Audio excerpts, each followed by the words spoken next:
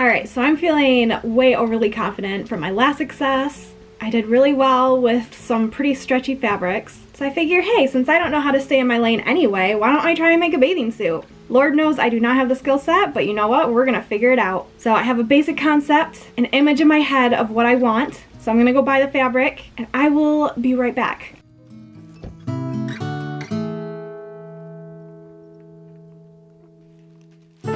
If you ever have a moment where you're like, oh my god, why are bathing suits so expensive? Well, it's because nylon spandex is ridiculous. It's like $13 per yard, so it's a good thing I didn't need a lot of it. So here's my plan, okay? Because there is no way that I am risking cutting into that fabric, not as expensive as it was. So for the first time ever, after I finish my pattern, I'm actually gonna make a muslin. So am I gonna get a great idea? No, but I'll at least get an idea of how it's gonna look, because this is cotton.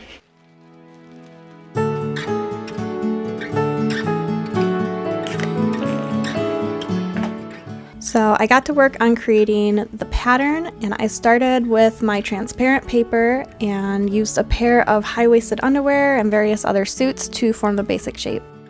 I then fine-tuned the details. The bra portion of the suit was the most intense, and I figured taking a mold of my breasts would be the easiest solution. I then roughly pinned the paper pattern to Mecca, the mannequin Becca.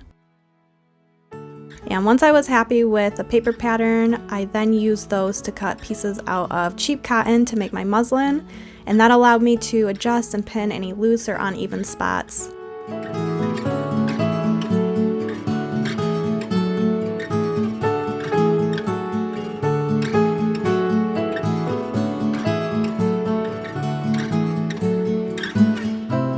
This was definitely a process, and I ended up taking like a long break halfway through.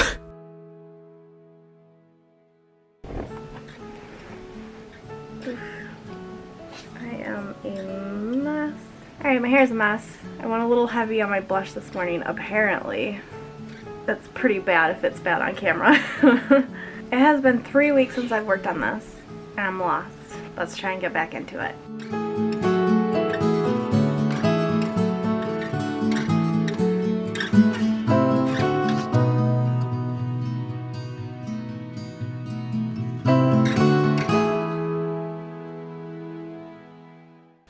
Basic mock-up done now, and it's rough, but of course, because the fabric that I'm going to be using is stretchier than the muslin, this is as good as I'm going to get on the mannequin. So I think at this point I'm going to take it off the mannequin now that I can see it and have a general idea of what it's going to look like. I want to match up the seams and make sure that those actually line up. And then I'm going to take each individual piece apart, and that's going to be my pattern. And then I'm going to start cutting. We're good to go. This is the back piece. It's all going to be one piece, so this is going to be the easiest. So I'm going to cut this one first.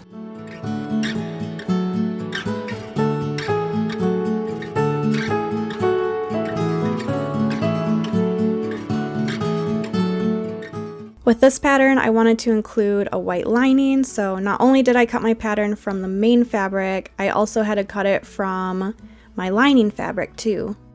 Once all my pieces were cut, I began sewing the pieces together. Of course, the back was simple because it was just one piece, but the front had so many small pieces to it that I needed to stitch together. And if I can give you guys at least one nugget of useful information in this video, it would be to use a zigzag stitch when you're sewing stretchy materials. It's basically the only way that you can keep the stretch at your seams.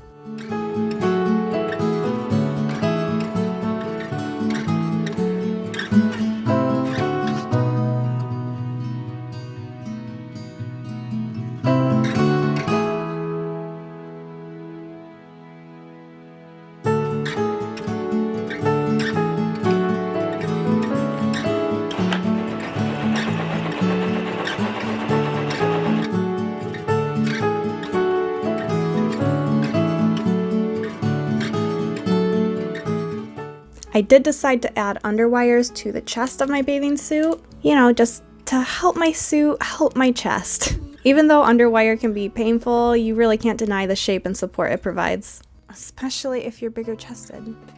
I then put together the lining and slid that into the main piece so the unfinished edges were facing each other and the finished edges were showing out.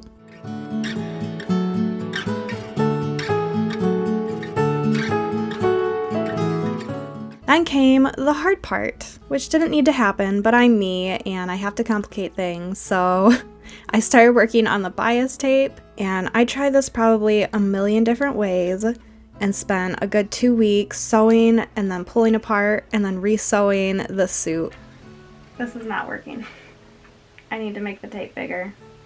I tried the bias tape without elastic, I tried it with elastic, I tried sewing the elastic to the bias tape first and then to the suit, and tried sewing the bias tape and sliding the elastic in, and honestly in the end I ended up just sewing it to the bias tape and then to the suit, and that was like the best I could do. So is it great?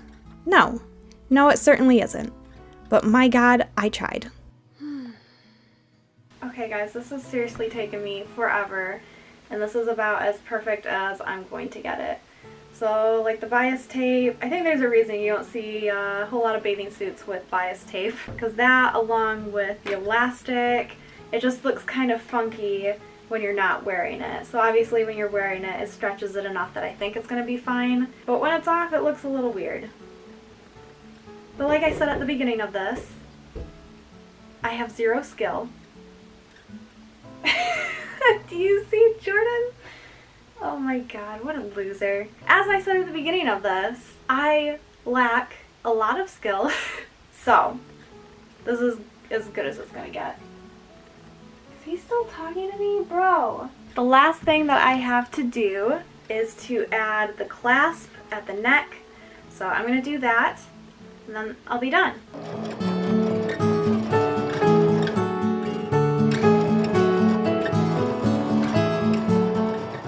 It's done. I just tried it on, and it is rough, but it's kind of cute too.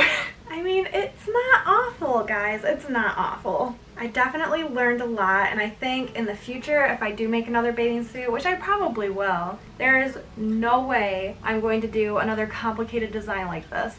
This was just ridiculous. I don't know why I do this stuff to myself. So I really hope you enjoyed this little sewing adventure. Hopefully you learned something along the way. If not what to do, you learned what not to do. Of course, you know the drill. If you enjoyed this video, leave me a thumbs up. Subscribe to my channel if you've not already, because that would be really cool. And that being said, guys, I will see you the next time around.